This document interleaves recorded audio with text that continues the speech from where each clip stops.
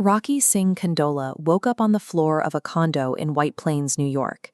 He had a bottle of whiskey in one hand, a friend's gun in the other, and a very real, active desire to stop living. This life-or-death crisis began with a simple romantic breakup. While sitting in a car, his girlfriend told him it was over, and his body responded as if he were being hunted. He experienced uncontrollable shaking, cold sweats broke out, his chest tightened like a vice, and his throat began to close. This is a complete physiological revolt, a literal collapse of the nervous system. To understand why a breakup can feel like physical death, we have to trace these extreme symptoms back to the neurological wiring his body developed just to survive his past. At 11 years old, Rocky was exiled to India. His parents sent him away without warning or explanation, dropping a child into an alien world where he had to navigate isolation alone. During this exile, his developing nervous system internalized a core biological lesson. Love, safety, and stability can disappear instantly.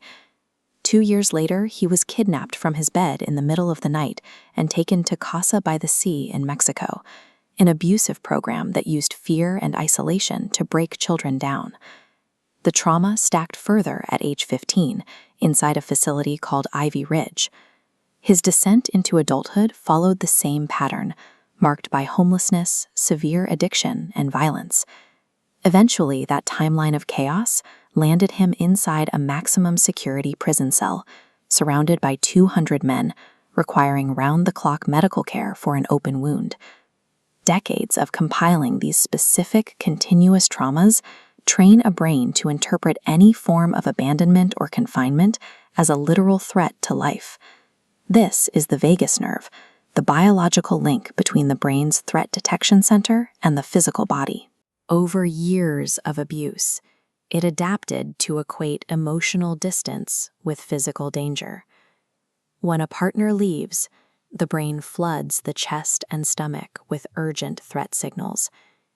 To soothe that shattered system, Rocky used substances like weed and alcohol, alongside intense, trauma-bonded relationships. These were crude tools used to artificially silence a body that constantly felt unsafe. When his adult partner leaves him, his brain chemically relives the 11-year-old's abandonment in India. This is an emotional flashback.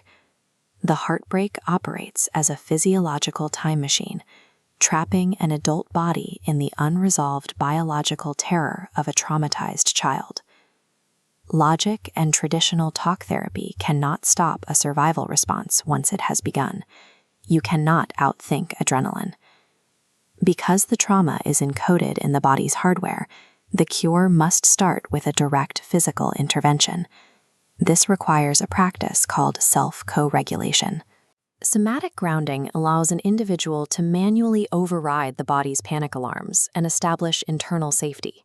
It begins with a 12-second physical reset. Placing a hand firmly on the chest and stomach bypasses the brain, communicating directly with the nervous system.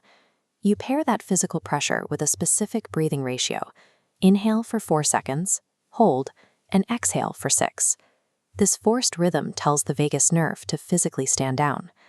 Mastering this physical regulation allows the nervous system to finally recognize safety, breaking the lifelong cycles of addiction and heartbreak collapse. With the body calm, the adult identity takes the lead.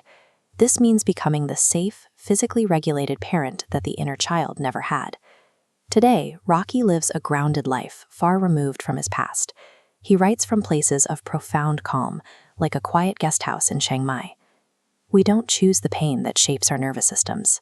But by rewiring our biology, we can choose the person that pain turns us into.